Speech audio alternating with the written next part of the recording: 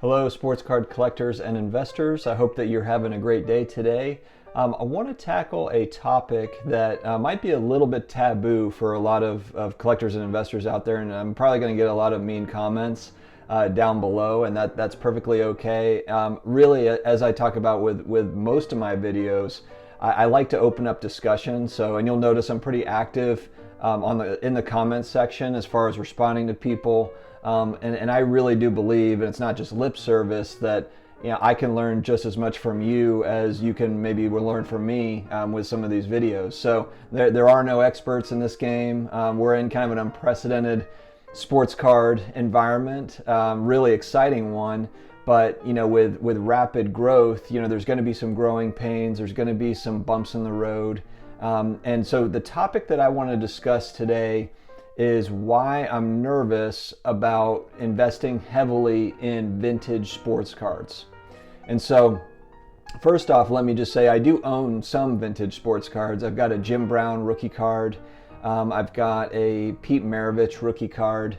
I don't have any high graded ones. I believe the Jim Brown is a PSA 4, maybe a 5. And then the Pete Maravich is a 6. So, I don't have any PSA 10s. I don't have any high dollar vintage cards. And I do have a few others that I've looked at. My big hesitation with vintage sports cards, and granted, there are, this sort of risk with modern sports cards as well. But for me, I just feel like it has been, the news that has come out is just more prevalent with a lot of the older cards, and it's trimming. I'm really worried about trimming and any possible, I guess, fallout from it, because we do know that trimming has occurred. I think that we believe that it does probably still occur. We don't know how much it does. There's no proof. I don't have any proof of that cards are being trimmed currently, but there's just too much money at stake for those bad apples to not get involved. If there's money to be made, we've talked about this in other videos. I watched a great documentary on the FBI had busted a group that was doing memorabilia autographs. I think it was in the early 90s.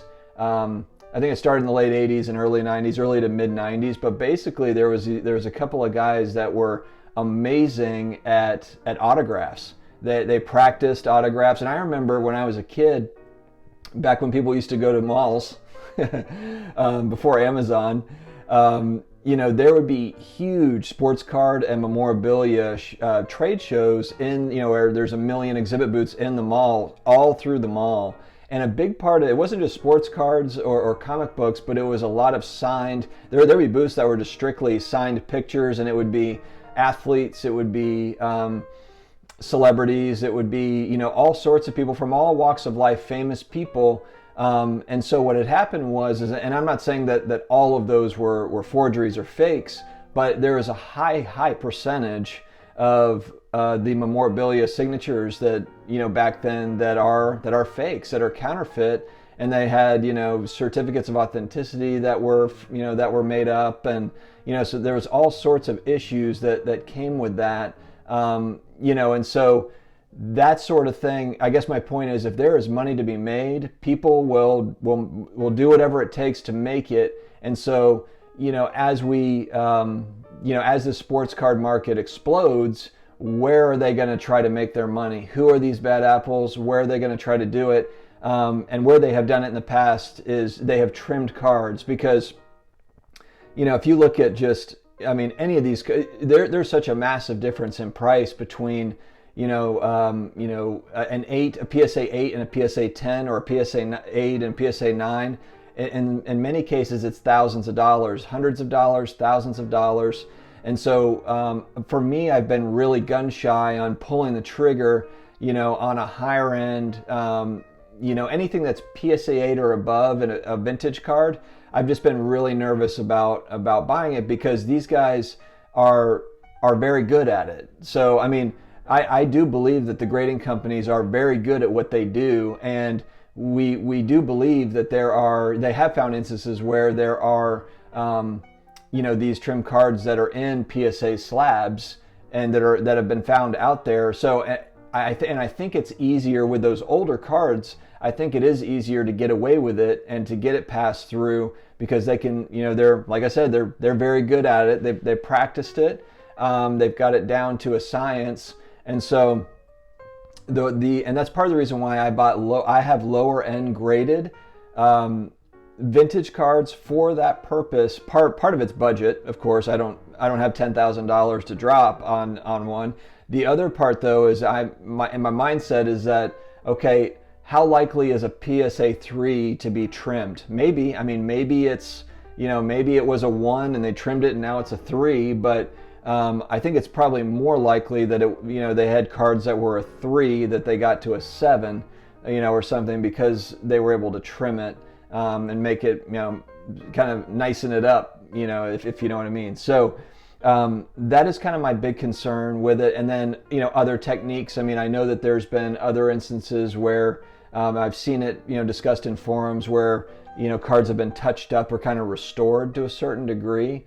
And again, grading companies are excellent at finding these things, but it's not perfect. It's not a perfect science. We all know that. We know that just with modern cards, the difference between a PSA 9 and a 10, or a BGS 9.5 and a 10, between grading companies, we know there's very slight differences, and in some cases there's no difference, and it comes down to opinions, a human being's opinion on it. So I think that's part of what makes, in one hand, it's part of what makes it fun and what makes the industry great.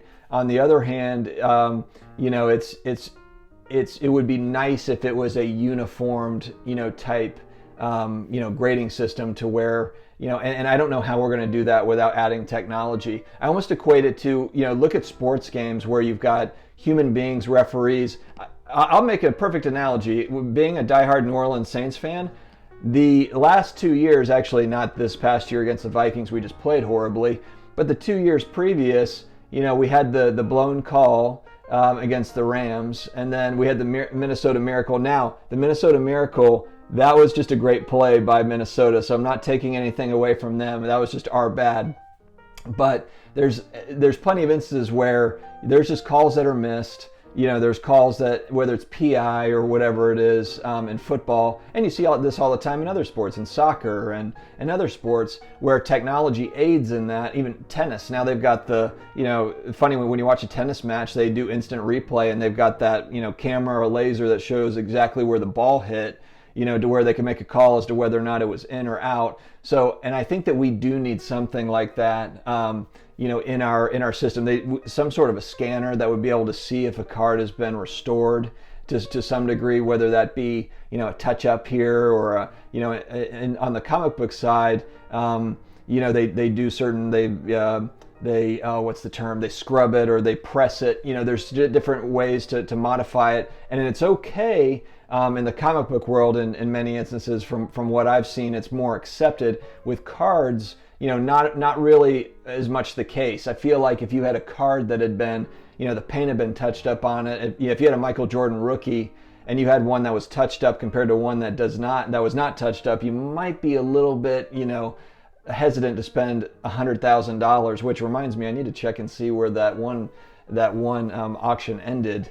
That one PWCC auction that was going, I think it was at $90,000 or $92,000. Anyway, side note there. But anyway, so that is my hesitation with vintage cards. I don't have any. I do believe that they hold a lot of great value long term, and I hope that there's really nothing to worry about, and they do kind of clean up where there might be some outstanding cards to where I know that they're working on it, trying to find ones that were graded that may have been trimmed, and there's been some work on it. I hope it gets better, and so I hope that there's more kind of regulation around it to where it doesn't kind of suppress the market, but maybe does help quality control and helps investors that are putting a lot of their hard-earned money into this. Also, on a side note, before I end this, I did see, and I don't know if it was from today, I believe that it was, but I did see that there's an ESPN article that just came out it's all about Topps 2020 baseball cards. So I don't know if it's just ESPN writers are just so bored not having anything to do with no sports that they just keep on writing about sports card collecting, sports cards. But there's another article about that Topps 2020 baseball card set. So I hope that they keep on kind of pumping these out and bringing it more mainstream. It's great for the hobby. So I just wanted to put that out there for those that didn't see it or didn't know about it, and hopefully we see more and more of those things.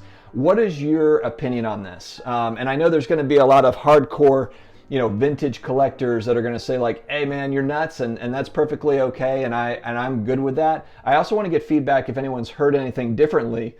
Maybe there's a better system in place that I've heard of now to where they're improving on this stuff. So like I said in the beginning of the video, I want to learn from you all as well. So let me know what you guys have heard, if there's anything different. If you have the same concerns or different concerns, I'd like to hear those too, and I will do my best to respond to you in the comment section. Thanks again for joining up, guys. Don't forget to subscribe, and we will see you again next time. Take care.